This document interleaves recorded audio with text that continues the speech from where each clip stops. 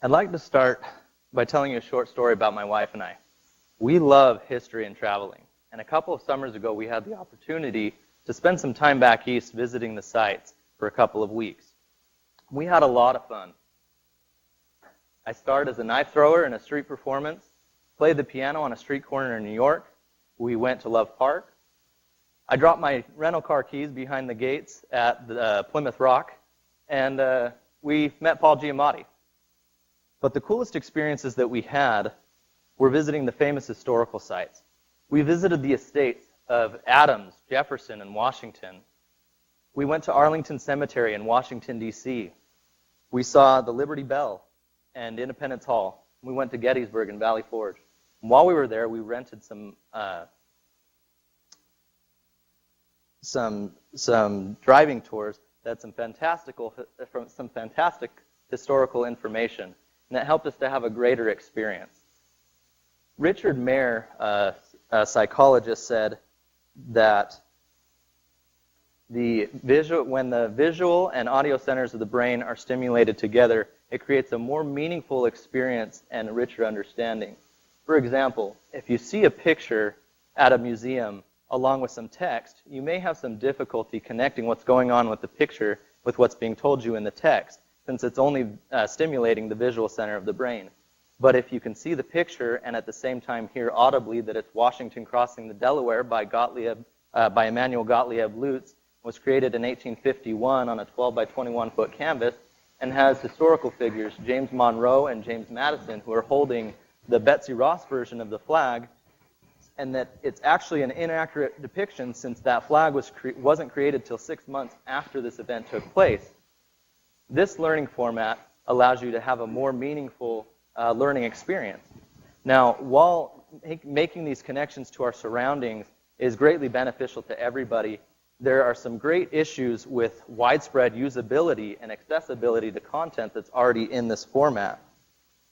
There's currently thousands of historical societies, museums, and tour agencies globally that produce a vast amount of these multimedia tours in various formats with MP3 files, text, videos, and images and maps. And while there's a vast amount of content that already exists, for the most part, a person has to be at the site, know the tour exists, and then purchase some type of hardware device to experience that tour. And additionally, tours are rarely marketed in such a way that people would know how to obtain them. Had we ourselves not been in the right areas of the visitor centers at Valley Forge and Gettysburg, we wouldn't have known to purchase the driving tours.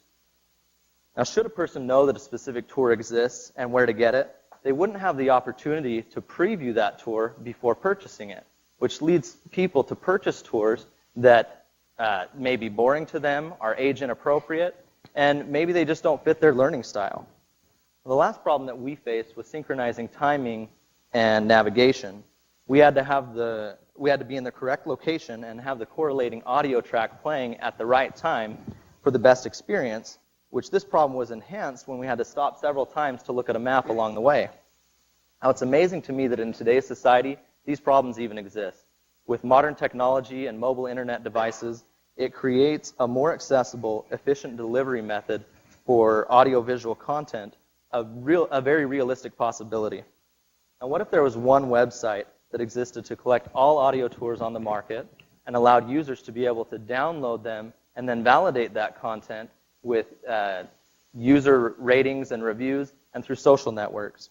And in addition, what if you could experience those tours on your mobile devices with modern features such as GPS automation, QR code readers, and NFC chips to allow for quicker, more efficient downloading of content while traveling or even from the comfort of your home? iTunes brought the music listeners easier, widespread access to a broad base of music genres, along with quality, individualistic, and culturally rich sounds. Like iTunes, the system that I am proposing would create accessibility to valuable, educational, and exciting tour content. With the help of consumers, museums, and governments, my mission is to utilize modern technologies and mobile devices to bring increased cultural and historical awareness to tourists everywhere. To fulfill this mission, I've created Audio Excursions. This is an Edison-winning company that's been validated by industry mentors, customers, and investors. To learn more, Check me out on 10,000 Solutions or come talk with me during the intermission and networking portion. Thank you.